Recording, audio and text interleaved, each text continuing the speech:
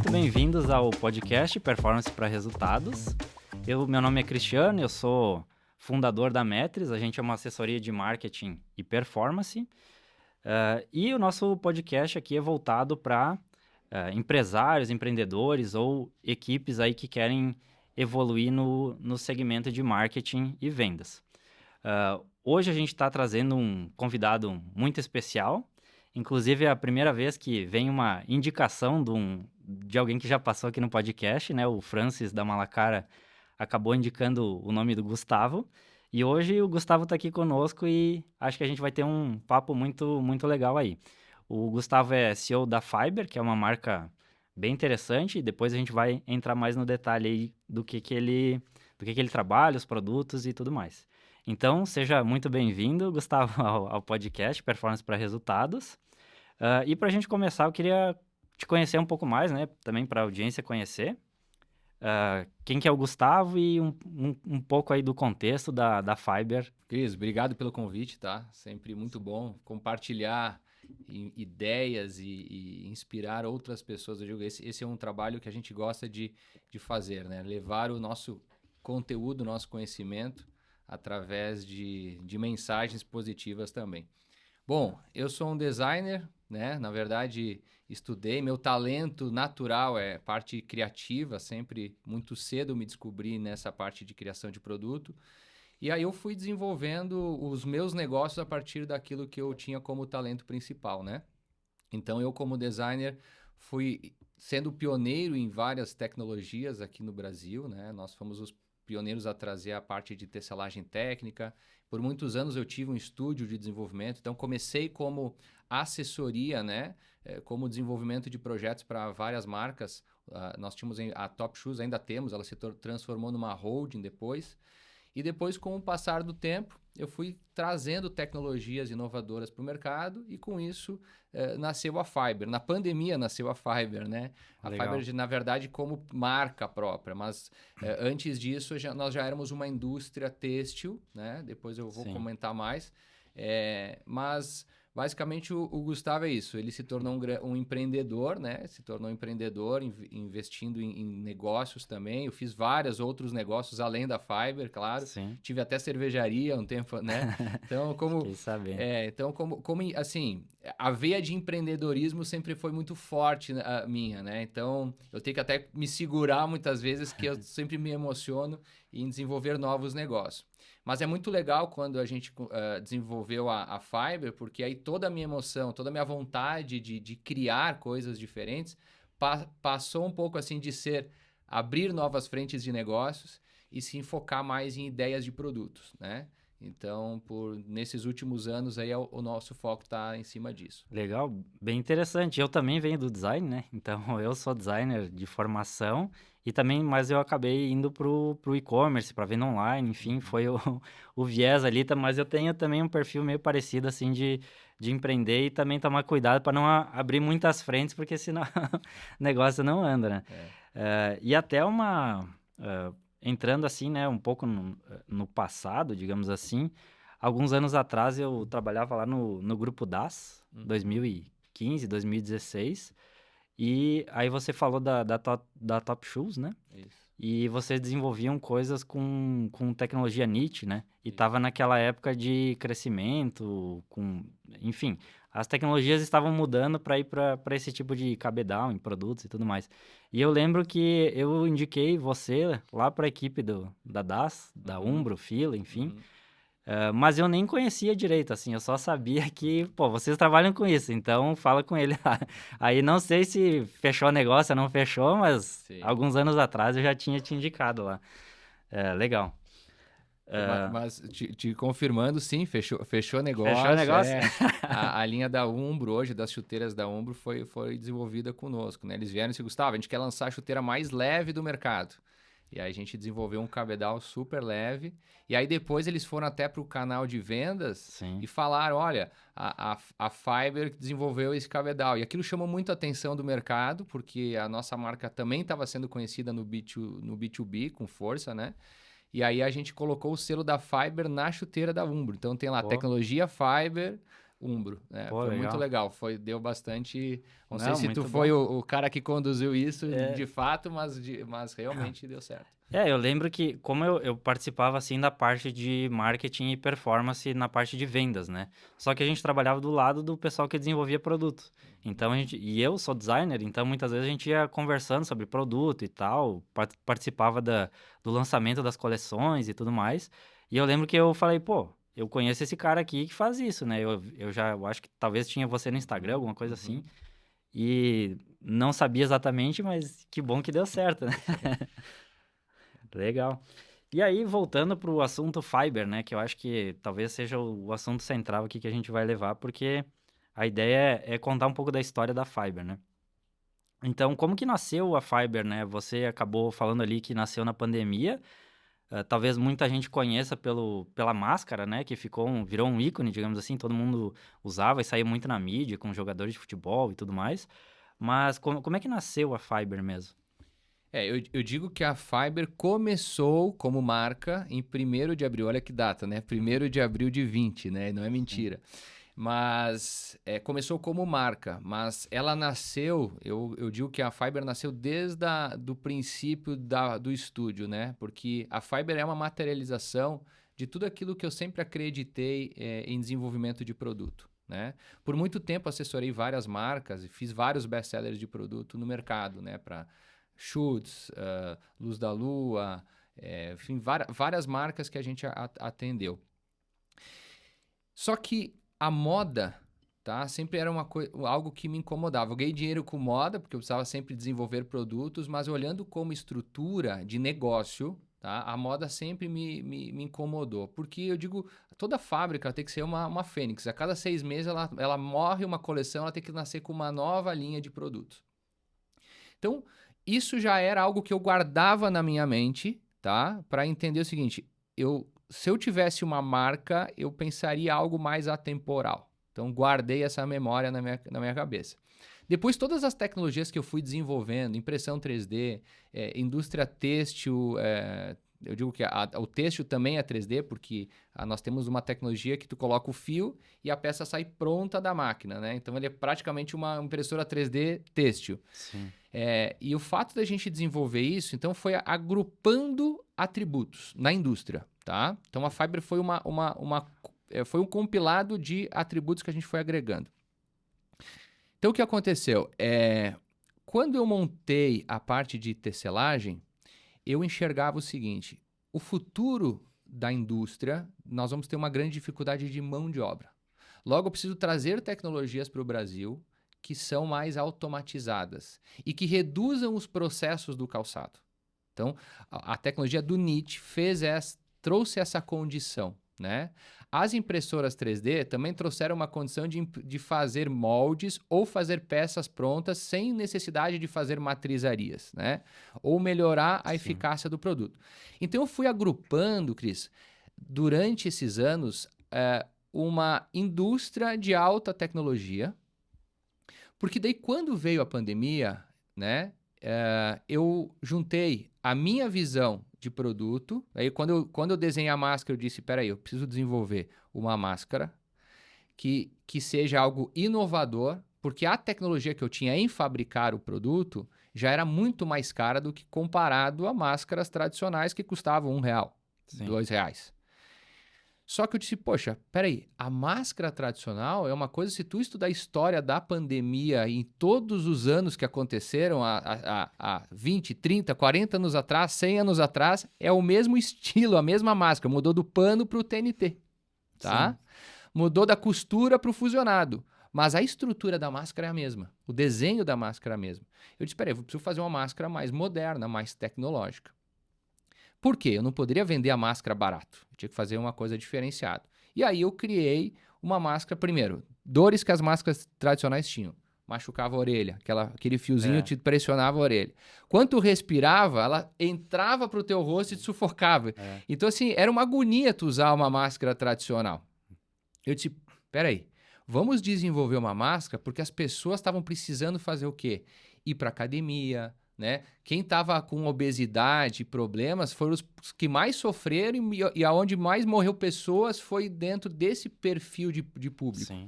Então, a pandemia trouxe para o mercado uma questão de precisamos nos cuidar, precisamos estar em forma. O wellness cresceu muito durante essa visão de pandemia. Várias coisas mudaram, mas isso foi uma delas. Sim.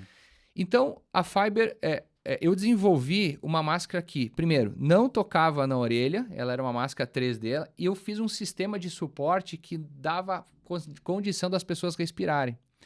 E aí, quem precisava praticar esporte durante a pandemia, escolhia a máscara da Fiber porque ela era disparado o melhor produto Sim. do mercado, né?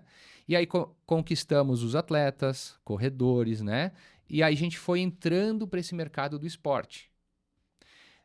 Por nós termos entrado no mercado do esporte, a gente foi a máscara oficial dos principais clubes de futebol, de vôlei, fomos a máscara oficial da CBF, fomos a máscara oficial do Comitê Olímpico nas Olimpíadas, né? Olha que legal. Então, eu digo que a gente fez de marca, 20 anos de marca em 2, né?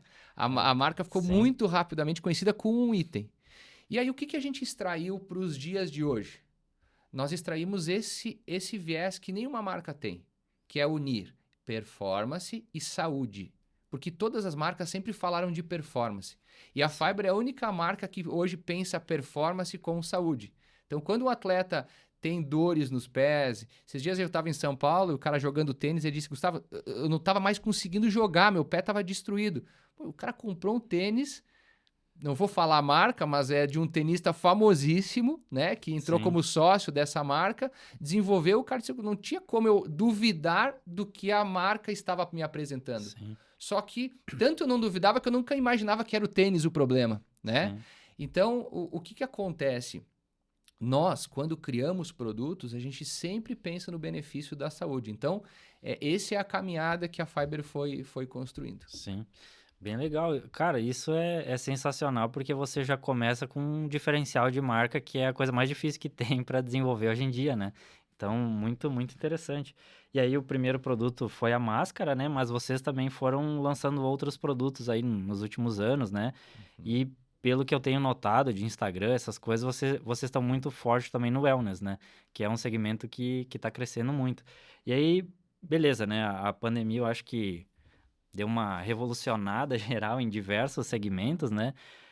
E para nós, que a gente é do e-commerce, digamos assim, no início, claro, tem aquele baque, assim, de, pô, o que vai acontecer, né? Ninguém sabia exatamente, mas no e-commerce também acelerou, sei lá, 10 anos em um ano, por causa que as pessoas estavam em casa, não podiam nem ir na loja, elas acabavam comprando mais.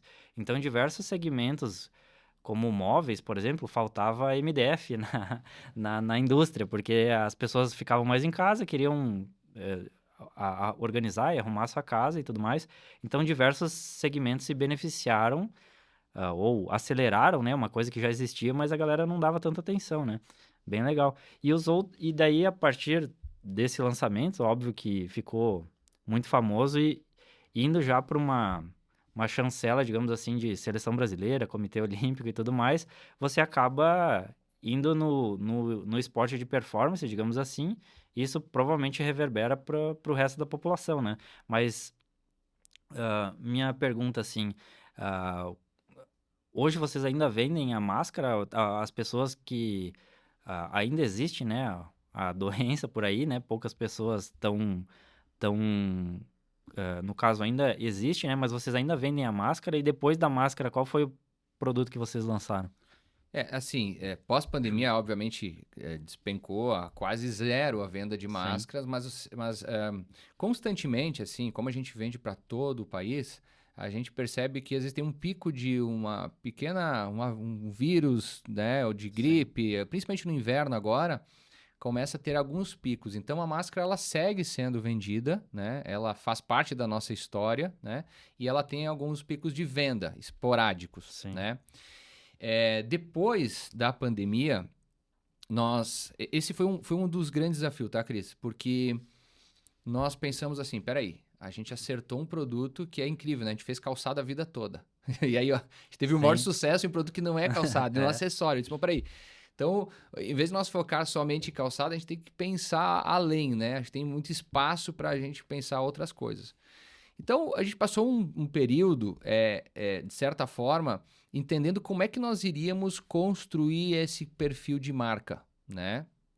E aí, como eu te falei, o principal pilar foi isso. Esporte com saúde, a gente tinha consciência disso, mas quais esportes? Qual é o público? Qual é o segmento que nós iríamos nos colocar? Porque só falando de esporte tem uma infinidade de possibilidades, né? Então, o que a gente percebeu? Percebeu o seguinte: qual é o esporte, qual é a estrutura de preparação que tu utiliza para qualquer segmento? Fitness, academia. Então, hoje a academia, se o cara corre de automobilismo, se ele joga vôlei, se ele joga futebol, ou qualquer esporte que seja, ele está dentro do mercado do training, da academia.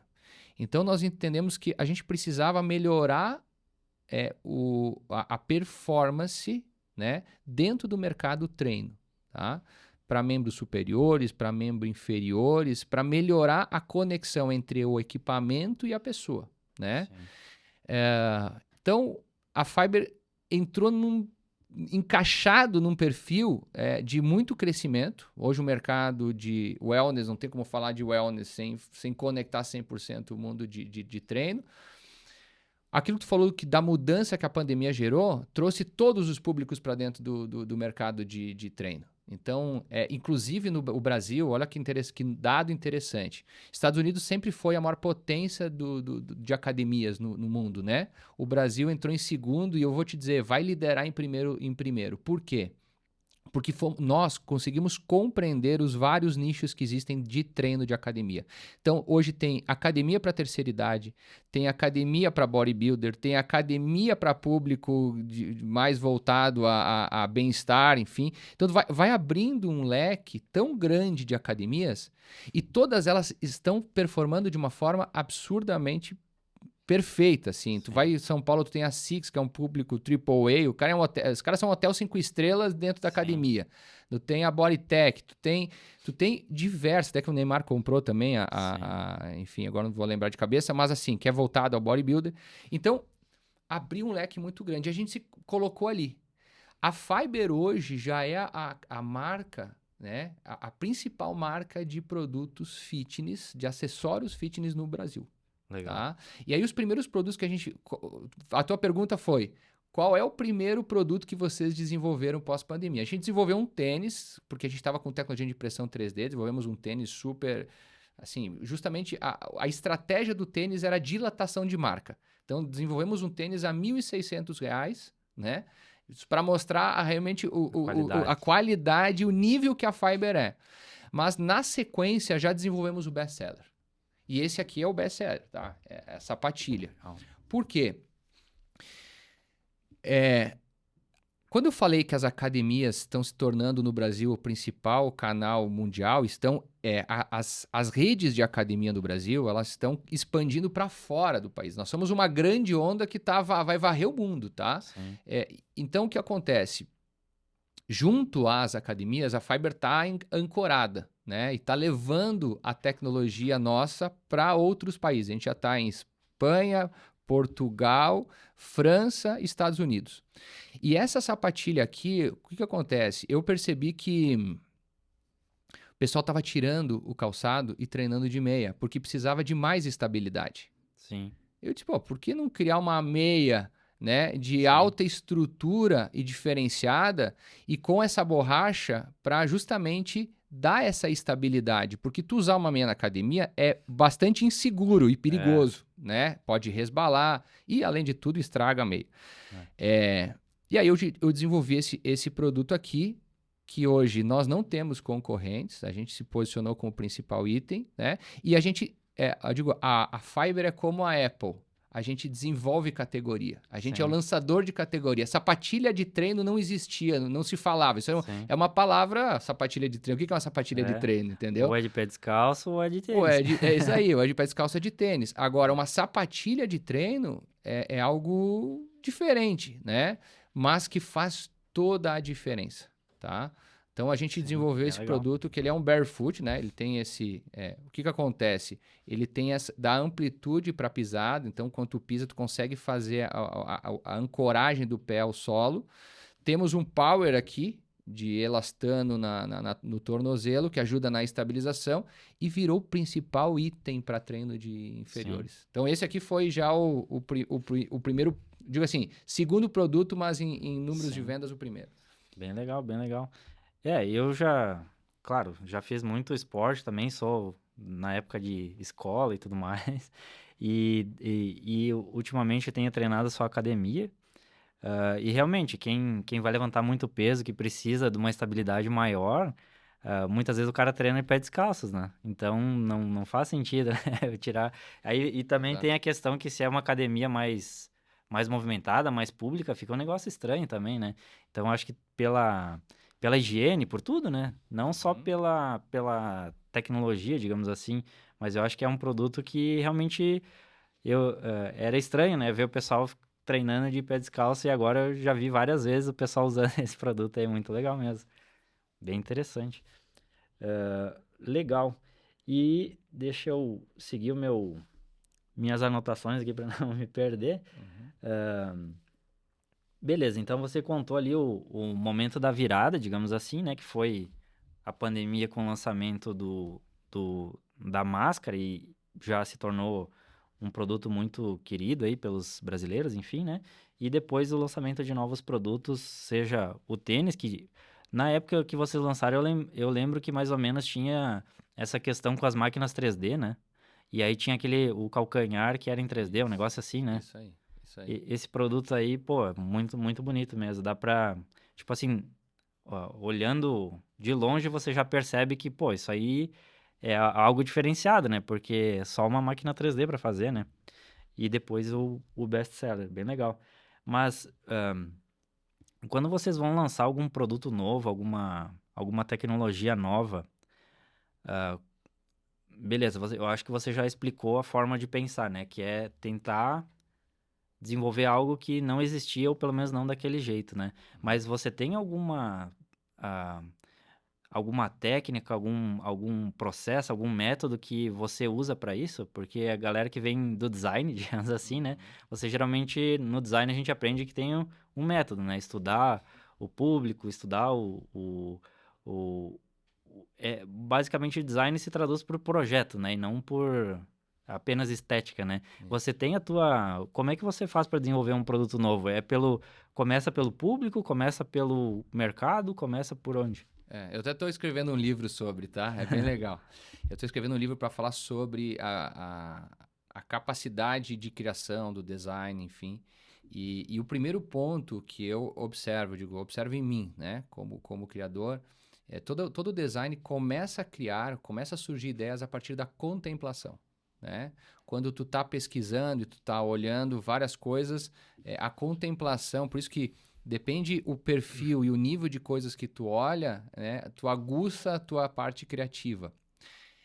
E quando eu uso contemplação, eu uso de duplo sentido. Eu uso a contemplação para entender novas texturas, novos materiais, enfim, mas eu uso também a contemplação para absorver e analisar o perfil do consumidor, né?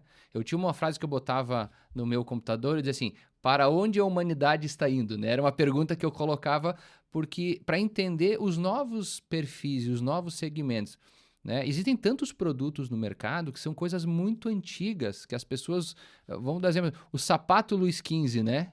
O famoso Luiz XV. Luiz XV foi um rei baixinho que desenvolveu um sapato de salto com bico fino para ele ficar mais alto. E aí o público feminino absorveu esse produto e se tornou um produto que se vende até hoje, né? Mas ele não é um produto pensado para a estrutura do corpo, né? Ele é totalmente avesso à parte estrutural do corpo. Então, o que a gente faz hoje? A gente utiliza uma análise mais moderna, e aí tem ortopedistas que participam do trabalho de desenvolvimento, né? Tem médicos que participam dessa parte do desenvolvimento. Por quê? Porque a gente está criando uma nova forma de analisar o calçado. aliás, às vezes até repensar o calçado da forma que era feito até então, Sim. né? E como e o design é a última coisa que tu coloca, porque primeiro tem que preparar a base, a Sim. ideia principal, o atributo do produto. O design vem em cima depois para trazer visual, estético, né? Para o calçado. Mas hoje a gente mudou um pouco a ordem. A gente está primeiro usando a técnica e por segundo usando a parte criativa de design, né? Bem legal, bem legal. Eu trabalhei, como eu comentei, né, lá numa empresa que desenvolvia calçados e tecnologia para esporte, né? E tinha um designer lá que ele era, digamos assim, ele era centrado em biomecânica, digamos assim, e ele passava o dia desenhando pés. Ou seja, eu ia na sala dele lá, a maior parte do tempo ele desenhava os pés, as articulações e tal, e aí depois que ele desenhava tudo isso é que ele ia pro produto, né? Então eu achava muito interessante, porque, cara, chegava na sala dele lá, tinha um monte de desenho de pé, né? Daí, pô, aí ele entendia, porque ele desenhava, por exemplo, calçados para quem joga tênis, para futsal, né, para diversos esportes. Aí você precisa entender a dinâmica do jogo, a dinâmica do Isso. pé para depois. Exato. A mecânica e outra que é legal é o seguinte, cada esporte tem uma mobilidade específica, né? O tênis, por exemplo, ele navega o calçado, precisa fazer muito esse movimento lateral, né? Sim. O corredor, ele precisa de um movimento de corrida, frente. É. Então, cada calçado tem uma forma distinta de usar o pé de forma diferente. O nosso pé, eu acho que assim, é um dos órgãos que mais articulação tem, né? Sim.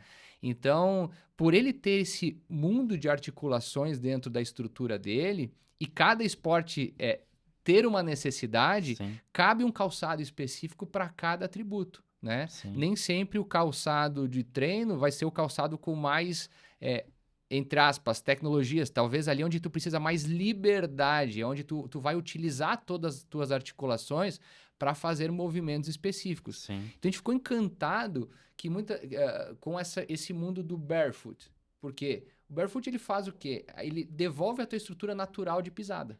Uhum. O nosso pé, a gente tem que entender o seguinte, o nosso corpo é a máquina mais perfeita já criada, com uma evolução por milhares e milhares de anos, né? Então é uma utopia entender que o design com um tempo muito curto de conhecimento vai criar algo que vai aumentar a performance do corpo. Eu entendo o seguinte, a gente precisa desenvolver produtos que potencializem o nosso próprio corpo. Isso muda a visão, né? Então, quando tu tens um calçado que potencializa o movimento específico, aí é legal. Agora, quando muitas vezes tu cria algo tão diferente ou visualmente tecnológico, Sim. e tem muito calçado no mercado visualmente tecnológico, ele cria uma barreira de movimento, ao invés de potencializar o movimento específico. Bem legal, bem legal. E aí, quando vocês vão lançar algum produto, como é que é, digamos assim, a estrutura? Vocês, talvez antes, para ficar mais claro para quem está assistindo, né? Beleza, quais são hoje os canais de vendas que vocês têm? Como que vocês estruturam a parte de vendas, né? Daí entrando mais para uma área assim de... Beleza, a gente falou sobre produto, marca e tudo mais, mas e agora sobre vendas? Hoje, qual que é a estrutura de vocês de vendas, canais de vendas? Como que vocês pensam nessa área? Porque, digamos assim, a indústria que vende direto para o cliente final, ela precisa do varejo também para estar nos pontos de vendas, né? E aí, mas como que vocês pensam nessa área? Porque vocês estão bastante no digital, né? Instagram, e-commerce e tudo mais. Mas para chegar no público e ficar na mão do pessoal, ainda eu acho que o varejo físico, digamos, ajuda muito, né? Como é que vocês pensam isso? A gente passou muito tempo construindo, assim, o e-commerce se tornou o principal canal e ainda é hoje. Agora a gente está começando a criar força no B2B, no varejo físico. Por quê? Porque como a Fiber sempre foi uma marca de propor novas ideias, o varejo não estaria ou não está ainda preparado a absorver segmentos que até então ele não tem desenhado dentro da loja, né? Então, tu vai pegar as grandes redes, ele tem lá o segmento de running, ele tem lá o segmento dos esportes, e tem um Sim. mix de produto com várias marcas ali dentro. Quando eu venho colocando uma sapatilha de treino, quando eu venho colocando um grip que não é nem uma luva, é um outro viés. Quando eu venho falando de barefoot, quando eu venho falando de, por exemplo, tênis de recuperação, peraí. O vendedor não sabe nem vender, né? Não sabe nem por onde começar. Que é isso, entendeu? Que é isso. Então, enquanto a gente estava preparando esse portfólio e construindo essa narrativa que faz todo sentido para o novo consumidor, porque o que a gente está planejando e criando é uma marca nova para uma nova mentalidade de consumo, que foca no quê? Na longevidade. Legal. Nós somos uma marca que está focada no seguinte, de entregar benefício hoje por um período longo para que lá tu envelheça bem. Para que tu não tenha dores no futuro. Então, assim, a gente não é uma marca de moda. Não é agora o tênis tal que está como tendência. Não, a gente é uma marca que se preocupa em te entregar tecnologia, ou nanotecnologia, que traz atributos para o longo prazo. Então, o canal físico sempre foi uma barreira para nós. Pô, como é que a gente estrutura o canal físico? Porque a gente consegue contar muito bem essa nossa narrativa no e-commerce. Então, no e-commerce foi e é ainda o principal canal. Mas depois que a gente consegue fazer com que esse produto seja reconhecido e conhecido no mercado, aí sim. Então, agora, eu estou dizendo o seguinte, coisa dos últimos 6 meses, né? Agora a gente está começando a criar força no canal físico, porque o consumidor já está pedindo. Sim. Então eu inverto a ordem. Eu não preciso fazer com que a loja seja o canal que vai explicar o produto. Eu só preciso que o canal físico seja o canal de acessibilidade ao consumidor. Porque o consumidor vai dizer o seguinte, pô, legal, gostei desse produto, mas será que eu vou comprar agora porque ele é diferente? Eu queria provar ele, eu queria testar ele, eu queria pegar ele na mão. Então o canal físico se torna esse canal de experiência. Então, não só a gente está entrando no canal físico, mas também a gente está preparando como é que a gente cria essa experiência, como é que a gente cria essa forma de demonstrar o produto. E aí, olha que bacana. A gente teve mais resistência no mercado interno, que o canal físico é muito mais conservador no Brasil do que fora do Brasil. Para ter uma ideia, quando a gente entrou na Europa, foi assim, super rápido. Entenderam. Né? Entenderam rapidamente a mensagem, porque é um perfil de público que gosta de consumir na frente o que é inovador. E o Brasil, ele é um público mais, na parte muito mais social. A pessoa não quer ser a primeira a chegar com essa sapatilha na academia. Né? Sim, sim. Ela não quer ser a pessoa estranha na academia. Ela quer comprar depois que todo mundo está usando, né? Então, a questão social no Brasil ela é mais forte. O europeu, ele já é protagonista, né? Existem, claro, obviamente, perfis dentro do Brasil, eu estou generalizando, Sim. mas o público A no Brasil é o cara que quer estar à frente e trazer inovação em primeiro lugar. Então, São Paulo, por exemplo, já é o nosso maior mercado, as academias de luxo são os nossos principais mercados porque são o protagonista, né? Legal. E no caso, mas hoje vocês já estão nas grandes redes, por exemplo? Já? A gente já está em Centauro, nós já estamos em Decathlon, agora a gente está na Decathlon Internacional, né? Legal. Estamos entrando lá fora.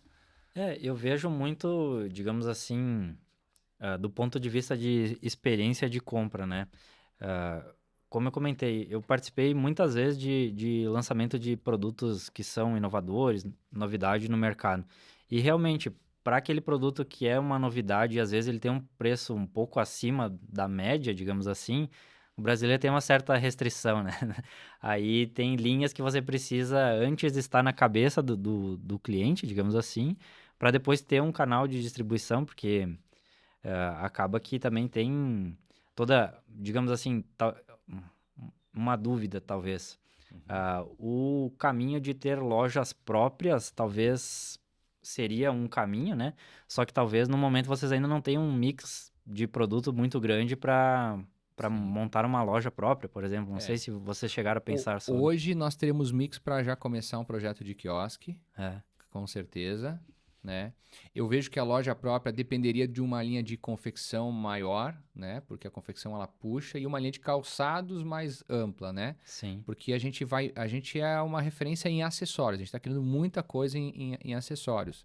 Então o quiosque já é uma realidade que a gente já está desenhando. Daqui a um tempo a gente vai começar um projeto de franquias, né? Legal. E é isso, né? Mas nesse momento a gente quer ganhar escala, quer consolidar o produto, né? E depois na sequência já entrar com isso. Legal, porque o mais difícil, digamos assim, na teoria, né, já foi feito, que é as pessoas conhecerem a marca e aprovarem os produtos, né? Bem legal. Ok. A gente falou aqui. E pensando, eu sigo mais ou menos a mesma pauta, assim, porque eu acho que são as coisas mais importantes, assim, para quem está assistindo, né?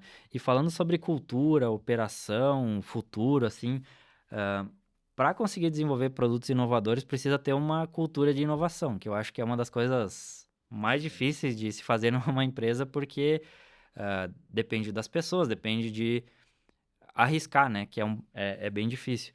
E aí, qual que é a estrutura de pessoas, de fábrica, como é que é essa parte? A gente, assim, a gente verticalizou por muito tempo, a gente teve uma estrutura verticalizada, justamente para reter tecnologia, né? Para conseguir desenvolver os produtos e, obviamente, para não rapidamente não ser copiado e principalmente ter um preço que evite a cópia, né? Quando tu verticaliza uma operação, tu tem um custo operacional e uma prática de preço que tu evita com que outro, né? Que tu dilate demais o custo e a outro entre com cópia. Então, isso por um período. Depois que a marca fica reconhecida e o produto realmente é reconhecido, a cópia, eu digo que ainda te ajuda, né? E Sim, quanto mais as pessoas vão te copiando, mais divulga essa parte social que eu falei, né, de produto. Então, por muito tempo, nós tivemos uma empresa verticalizada e agora nós começamos a fazer uma transição, tá? De terceirização da operação, mas terceirização pensada, terceirização focada em polos. Porque hoje a dificuldade da mão de obra é algo latente dentro da indústria. Então, para a gente ter uma qualidade de alto nível, nós estamos levando a nossa unidade produtiva específica em cada polo. Então, aqui Farroupilha, por exemplo, né, vai estar recebendo um segmento do têxtil, porque tem muita mão de obra de malharia, enfim. Então, a gente está trazendo os equipamentos para cá. Nos interiores lá do Vale dos Sinos, a parte de montagem, né? Na parte central, ali Novo Hamburgo, Campo Bom, ali a parte de tecnologia de moldes, matrizes. Então a gente está descentralizando justamente para aproveitar a melhor mão de obra da indústria, tá? Falando sobre o futuro, né, eu estou me tornando um CVO. Eu pretendo não ser mais o CEO da Fiber e eu estou preparando o Bernardo, que é meu sócio, para cuidar da operação. Tá? Então, dessa estrutura descentralizada, a empresa se tornou algo muito mais leve de operar e o Bernardo tem um perfil muito de tecnologia de IA, né? sim. Então, a gente está estudando as novas ferramentas.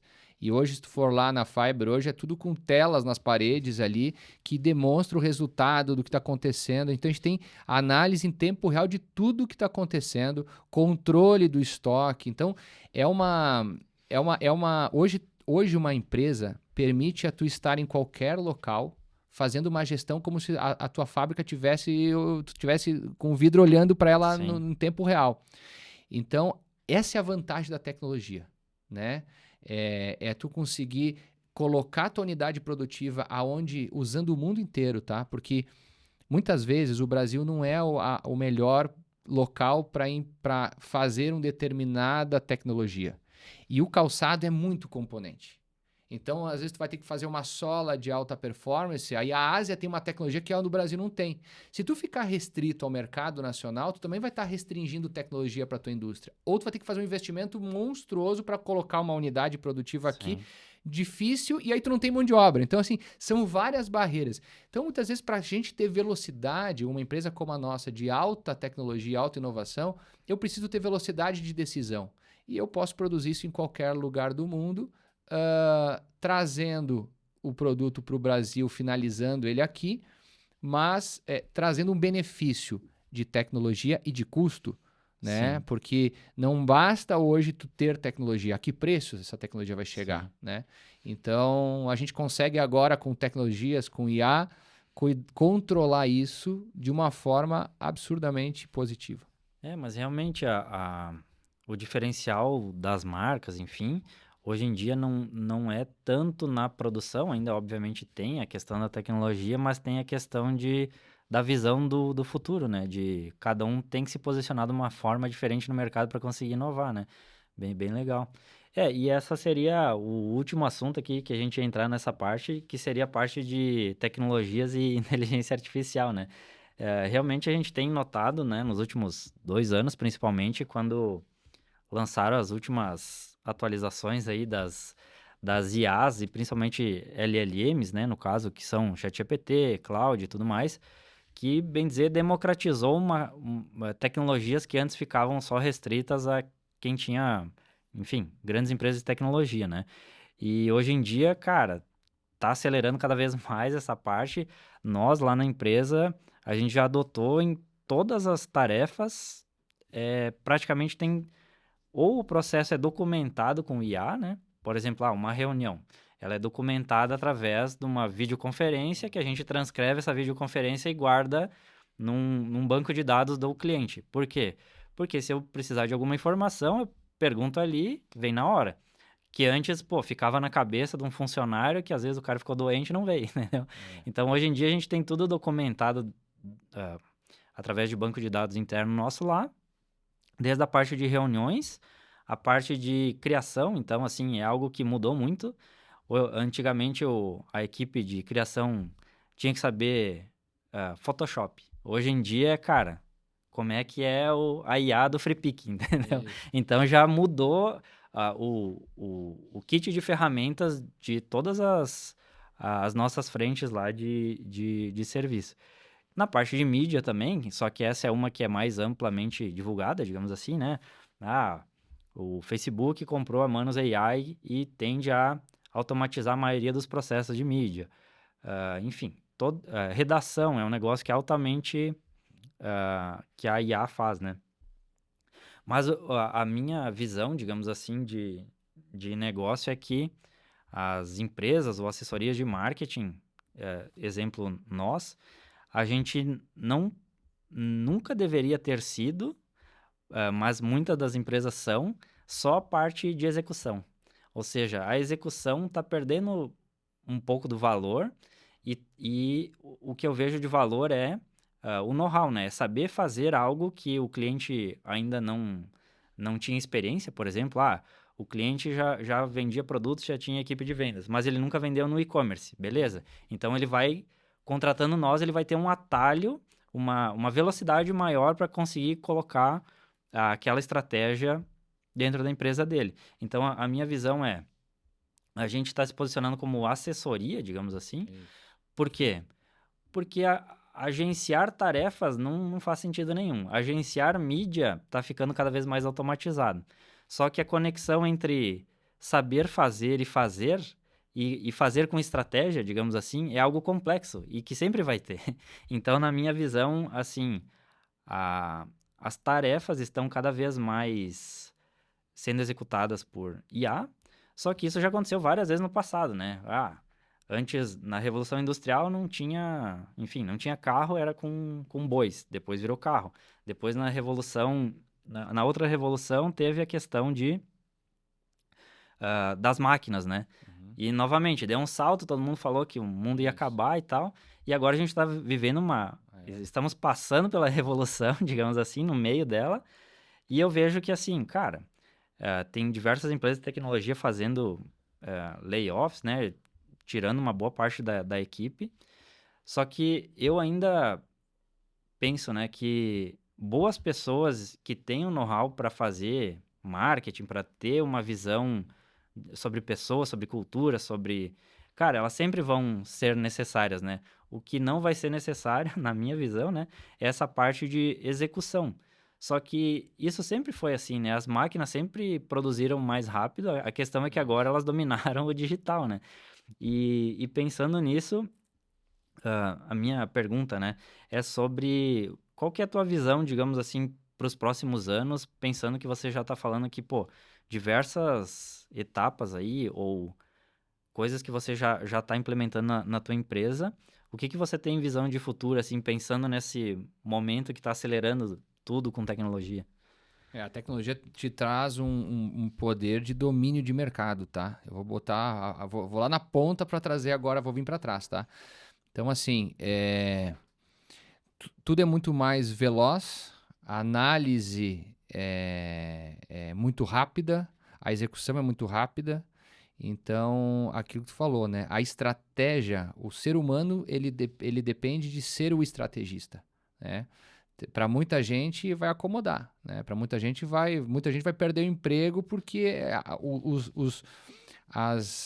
os problemas que as pessoas têm é que não só vão perder emprego, né? Mas vão ter um nível de depressão elevadíssimo porque as pessoas colocam aquilo que elas são naquilo que elas fazem, né? Então, a parte, sei lá, eu sou um advogado. Se não existir mais a condição, se as empresas começarem a fazer contratos e toda a necessidade do advogado estiver na IA, e tem um caminho muito grande para isso, vai extinguir muitos mercados. Tu é do design, tu vai lembrar que na época nós tínhamos maqueteiros, né? Nós tínhamos maqueteiros que faziam as maquetes, manuais. Essa profissão não existe mais, Sim. né? Então, por quê? Porque foi tomado pela tecnologia. Hoje é tudo modelado 3D, né? Hoje a impressora 3D faz a maquete e o modelador é o que faz o arquivo. Então, a evolução vai extinguindo alguns no caminho, mas vai nascendo necessidade para quem precisa operar, né? E como essa operação agora já é tão prática, a estratégia é o que manda, né? E isso gera uma capacidade de domínio de mercado muito grande. Então, eu diria que tem dois vieses, tá? Uma é domínio de canal, tá? E a segunda é inovação através de produto. Por isso que nós vamos seguir com um balanço. Não vai de novo existir aquela condição de as grandes empresas dominam o mercado, né? Eu digo que o novo dinheiro está nas novas empresas que estão nascendo. Porque é muito mais fácil tu pegar um jovem com visão e estruturar uma empresa de tecnologia, do que pegar uma empresa antiga e tentar introduzir tecnologia e mudar a estrutura dela. Então, a empresa mais antiga tende a ficar lenta, enquanto a jovem tende a dominar o mercado. Porque tudo está mudando, inclusive os canais. Olha, hoje a tecnologia e a venda está crescendo onde? No e-commerce. A venda não acontece mais no modelo. Antes era o seguinte: tu queria comprar um tênis, certo? Então tu ia para a loja e na loja que tinha vários tênis, tu escolhia qual é Um dos 10. Um dos 10. Certo? Sim. Esse era o perfil de consumo, né? Tu decidia comprar um tênis. E aí tu ia lá na loja especialista em tênis para escolher o produto. Hoje é o seguinte: tu diz, eu preciso comprar um tênis para academia, para isso. A internet já te traz as melhores opções. Então, hoje o consumidor vai para o varejo já sabendo o que ele quer.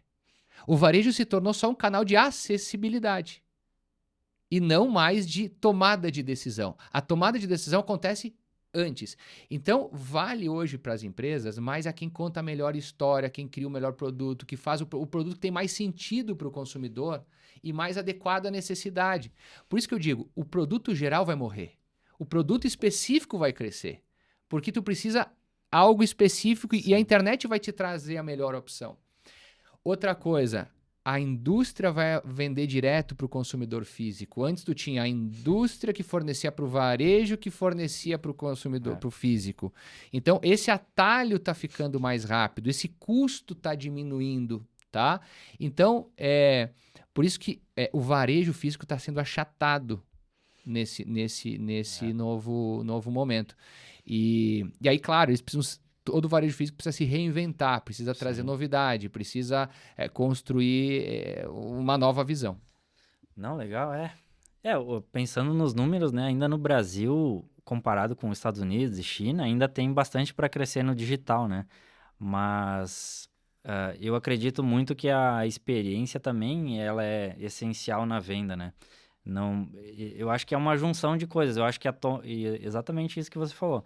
A tomada de decisão e a consciência sobre o problema, digamos assim, tá na palma da tua mão, porque a pessoa tá 2, 3 horas por dia ali com o Instagram, enfim, o Brasil é o país que mais fica tempo no Instagram, mais fica tempo no WhatsApp, né? Então, Isso. é extremamente digital. A pessoa já toma a decisão com base ultramente personalizada, porque acaba que aparecem conteúdos para ela baseado nela, né? Então, ela toma a decisão de forma muito personalizada, mas eu acho que a experiência também de loja física ah, tende a mudar, digamos assim. As pessoas iam lá só para uma experiência mais comercial. Eu dou dinheiro, você me dá o produto, beleza. Mas eu acredito que as lojas que conseguirem se adaptar a terem uma experiência, aí você citou a Apple lá no início, digamos assim, aí, cara, conseguem sim reter talvez o cliente por muito mais tempo. Porque eu lembro, eu tive a experiência de ir numa Apple lá em Miami. E aí, cara, uma experiência totalmente nova, porque primeiro você chega nos produtos e tem um especialista de produto, que ele não é vendedor. Uhum. Ou seja, ele te tira todas as dúvidas sobre o produto. Aí você diz assim: "Ah, Cris, tá bem atendido? Entendeu tudo sobre o produto? Beleza. Agora, se tu quiser comprar, o vendedor é o cara lá, ó. Vai lá." Ou seja, tem um horário agendado para ter o atendimento de um especialista de produto. Para produtos mais técnicos, eu acho que isso, digamos assim, é um baita diferencial, né? Isso. Porque como é que tu vai vender um produto inovador se a pessoa não entender o produto? E aí, na hora de comprar, a parte transacional, beleza, ó. O cara fecha o pedido no tablet ali, pode retirar lá atrás. Ou seja, e a loja é uma loja que você entra num lado e sai do outro. Ou seja, o fluxo de pessoas é sempre de um lado para o outro, assim, é muito interessante.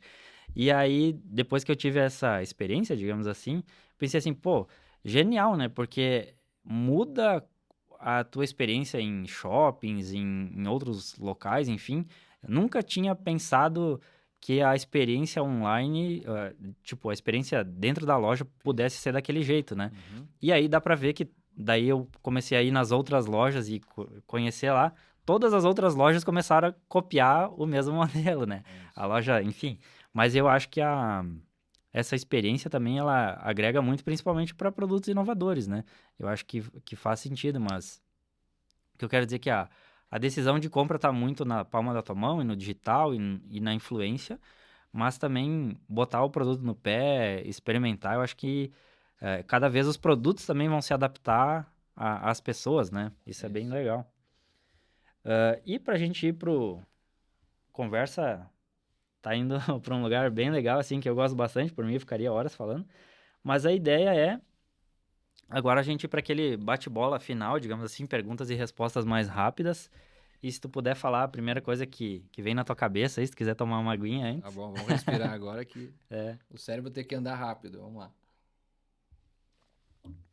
beleza, então vamos lá, Diga. bate-bola final.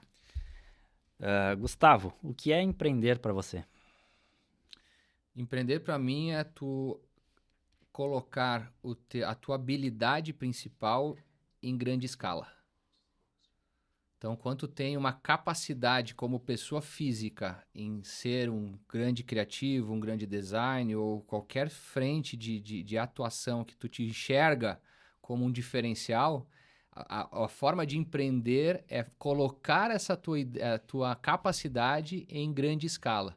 Muitos são grandes profissionais no mercado, mas quando tu faz a tua habilidade se tornar escalável, isso é empreendedorismo. Pô, legal, muito bom. Um erro que te ensinou muito. Vários erros que me ensinaram muito. Empreender sem errar não é empreender, É, né? vários erros que me ensinaram muito, né? Ah, eu acho, assim, é que o que acontece, a gente enxerga o erro como um problema e eu consegui, depois de muitos anos, enxergar o erro como o principal atributo de vida. O erro é a capacidade de tu te observar aonde é o ponto de grande melhoria e de gatilho que tu... Porque o erro, ele nunca acontece uma vez. Isso é bem legal. O erro que tu comete, ele não é cometido uma vez. Normalmente, ele se repete, tá? Na vida. Então, tu comete um erro, depois de um tempo tu comete o mesmo erro de novo. Tu precisa, de certa forma, observar o erro e corrigir isso em ti mesmo. né? Sim. Então, eu acho o erro, para mim, é a grande oportunidade de autoobservação para tu corrigir algo que vai te gerar sucesso no futuro. Sim, legal. Eu também penso bastante assim que o erro não é o problema. Geralmente o problema é o processo que tu chega na decisão que vai te dar o erro, né? Tipo, a tua forma de pensar, né? Legal. Ah, aí falando de marketing, né? Uma campanha que deu muito certo para Fiber. Eu acho, eu vejo que, claro, para mim o ápice até hoje da Fiber foi o Comitê Olímpico, né?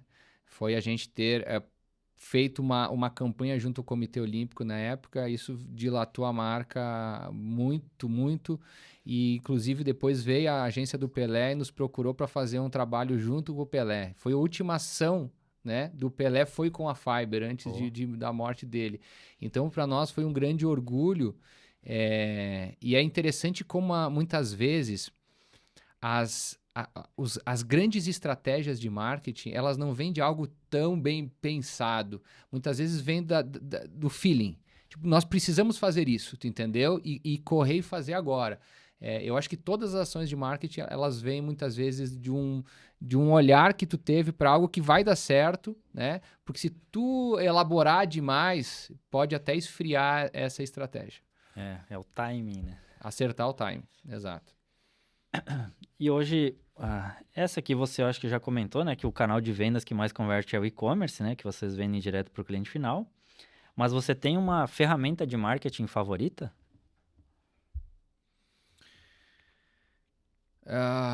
Não, eu acho que hoje são várias ferramentas de marketing, né? Mas eu acho assim, hoje o canal, vamos falar assim, o canal de marketing hoje o mais poderoso é o Instagram, né?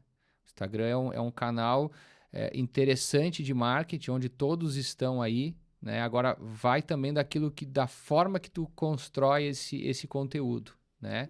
Saber contar uma boa narrativa hoje é a principal principal atratividade. Mas em ferramenta específica, Sim. aí a minha equipe de marketing que atua, em ferramentas específicas Sim. eu não... Não, legal. Onde vocês pretendem chegar com a Fiber? No mundo. O mundo todo, né? A Fiber, para mim, ela nasceu para ser internacional, né? Não pretendo ficar só aqui, a gente já está fazendo movimentos desde cedo, mas a Fiber vai ser e já está sendo uma marca internacional. E o nome é muito bom, né? Eu que sou designer, digamos assim, para você ter um nome que tenha sentido, que seja simples e que passe Uma e que mensagem seja rápida. internacional também, né? Porque em inglês dá para entender, né? Em Sim. português dá para entender, então muito legal, né? Um livro ou um conteúdo que te ensinou muito? Existiram vários livros, existem livros hoje muito, muito interessantes, mas eu tenho um livro que me marcou porque a minha história, eu digo que muitos começaram do zero, eu herdei uma dívida de $500 mil, né? Então, nessa época eu li um livro, Pai Rico, Pai Pobre, e esse livro, assim, ele me deu um direcionamento muito legal, né? Então, foi um dos livros... Hoje ele é um livro até simples, assim, já talvez até uma coisa muito óbvia e passada, mas para quem estava começando, como eu, empreender, ele deu um norteador na minha mente maravilhoso, né? É um best-seller, super conhecido, super famoso, e ele foi um livro que me marcou. Legal. E quem deveria sentar aqui no próximo episódio? Se tu puder citar alguém da região que facilita, né? Eu acho que tem grandes talentos aqui na região, né? Eu acho assim, ó, a Raquel Bump, eu acho que ela é uma pessoa legal para trazer. Ela está com um projeto de mercado infantil e ela tem um talento enorme em criação. Como a gente está falando de design, eu acho que encaixa nesse perfil.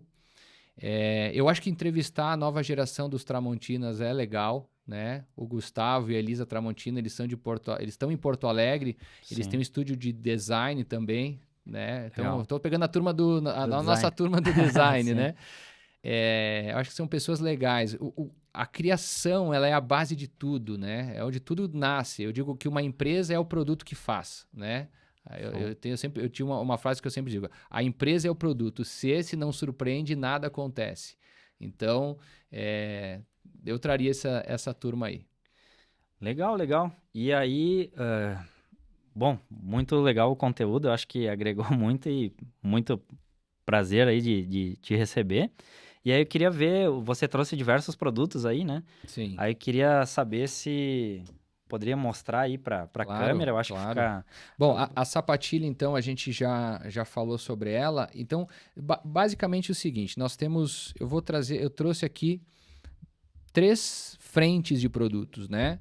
Um é o segmento do Barefoot, né? Que é a linha Zero Drop. E para isso a gente não só desenvolveu o produto que é focado no treino, mas nós também desenvolvemos esse produto que é um híbrido, tá? Ele pode ser usado na academia, ele pode ser usado para fazer trilhas. Ele é muito, muito legal. É o primeiro calçado hoje com agarre duplo, né? A gente desenvolveu essa matriz com impressão 3D justamente para ele fazer esse movimento. Ele tem um desenho que ele trava para esse lado e também para esse outro lado, tá? Legal. A gente conseguiu uma angulação aqui super legal. Então ele tem essa abertura que faz a parte do movimento do tênis, tá? E ele é zero drop, com essa condição do barefoot que tem a forma mais ampla, tá?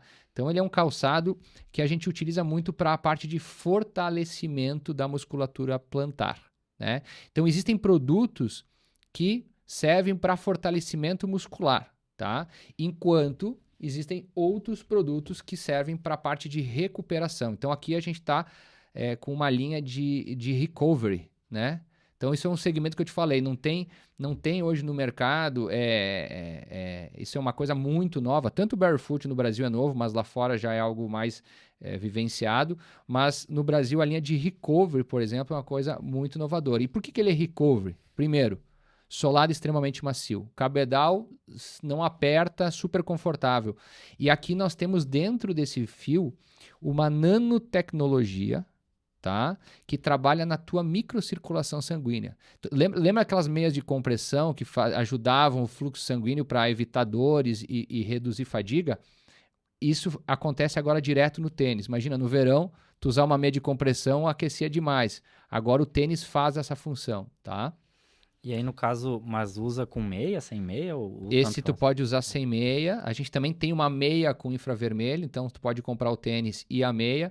Esse fio ele tem que estar em contato direto com a pele, né? Então, através do calor do teu corpo, da tua pele, ele começa a ativar essas ondas de infravermelho que aceleram a tua circulação sanguínea. É bem legal. A gente fez vários ensaios justamente porque... é bem levinho. Super leve, né? Então, quem compra esse calçado se apaixona. Ele diz, Gustavo, não consigo usar outro tênis, e compra mais um par, 2 pares e se torna o principal item. E a gente fez ele sem atacador, sem cordão, justamente para ele ser um produto bastante prático. Todos os produtos da Fiber são pensados com praticidade, foco mais minimalista, porque a gente gosta de fazer calçados que podem ser usados com diversos looks. E todos eles são projetados para serem lavados na máquina de lavar, né? Tem muitos calçados que tu coloca na máquina e se destrói, a espuma acaba. Então, esses produtos todos são projetados por isso. Bem legal. Aqui é o grande lançamento, tá? Opa. Esse tênis aqui é um produtaço.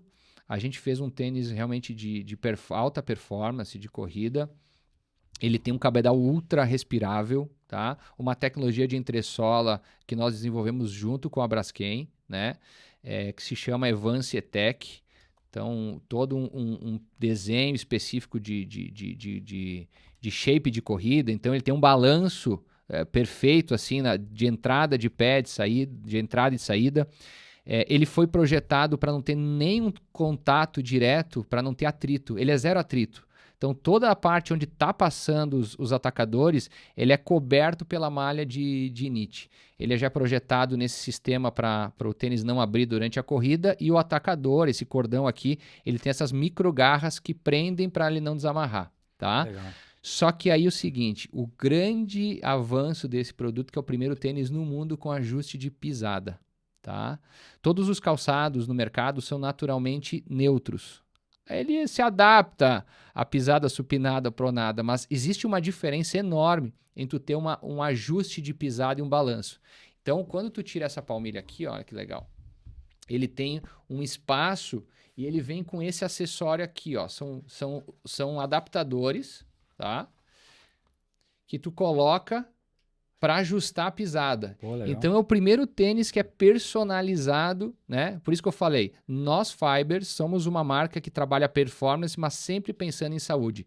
Então, avaliando com os ortopedistas, esse ajuste de pisada faz uma diferença enorme no longo prazo. E a gente então criou essa tecnologia. Aí quando tu compra o tênis, ele te explica qual é a tua pisada, ele tem todo um passo a passo aqui para tu mesmo poder adaptar no calçado.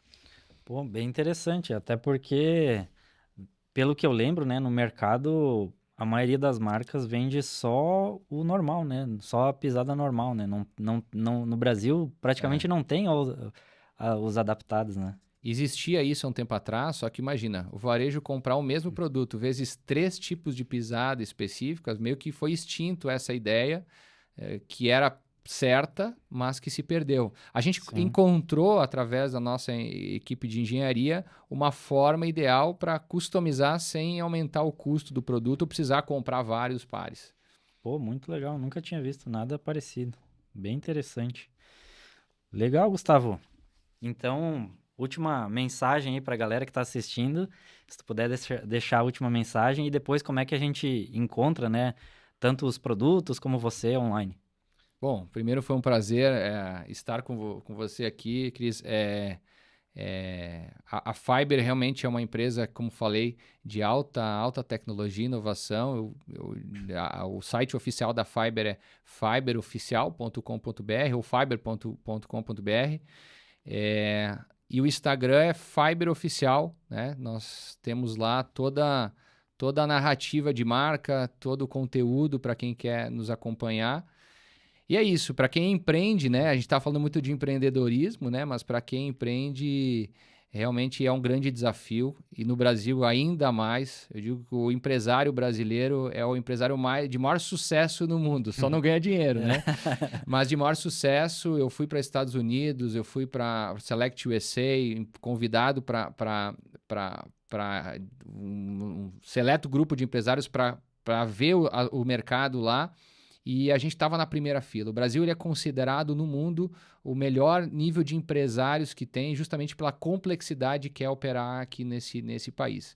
Então, eu quero dizer o seguinte, para quem muitas vezes empreende e fica frustrado, né? Muitas vezes é dizer o seguinte, a gente tem que parar de olhar o problema político, né? Isso serve como bengala, a gente começa a se ver e conversar com outras pessoas e divulgar e falar sobre problema, né? Problema é aquilo que a gente falou, né? É algo que é o que nos potencializa, é a dificuldade que a gente precisa superar. Se tem problema, tem oportunidade. Entendeu?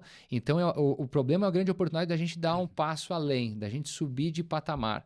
Então, eu diria o seguinte, vamos parar de se frustrar com coisas pequenas e focar no que a gente é bom, né? Quando a gente foca no que a gente é bom, a gente cria realmente solução para as pessoas. As marcas precisam pensar dessa forma. Não tem mais espaço para empresas que simplesmente fazem por fazer, né? Se tu não tem um propósito ou tu não traz um benefício para a sociedade, quando eu digo benefício para a sociedade, não é social, é um benefício em produto para a sociedade, para melhorar a qualidade de vida das pessoas. Se tu traz esse benefício, tu já tem uma empresa de sucesso. É só uma questão de melhorar condições de trabalho e detalhes ali, mas a indústria é o menor dos problemas. O segredo sempre, a chave está na ideia, na capacidade de tu criar algo inovador. Isso gera valor para o teu negócio. Depois, obviamente, tu vai passar por diversas situações, mas quando tu tem certeza do teu foco, dificilmente tu muda o foco, né? E o crescimento ele está nisso. A gente sabe que a gente vai enfrentar uma estrada muito difícil, né? Mas a vontade de prosperar e fazer aquela ideia que a gente tem chegar ao final e ser concretizada se torna sempre maior. Agora, quando o obstáculo que tu enfrenta se torna maior do que a tua ideia, aí tu cai no obstáculo. Para, né? Então foca. A gente tem que ter uma vontade muito grande, legítima e muito forte. Por isso que eu digo, empreender é o quê? É botar em volume a tua capacidade. Quando tu utiliza a tua capacidade para desenvolver e para inovar, é algo verdadeiro. Não é olhar para os outros. Porque muitas vezes as pessoas empreendem dizendo, o meu amigo tem sucesso, logo eu vou copiar ele. Esse cara vai parar no caminho. Não vai aguentar. Não vai.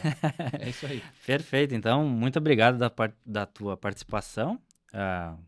Sensacional, tanto da parte dos produtos, quanto da marca, da história e tudo mais.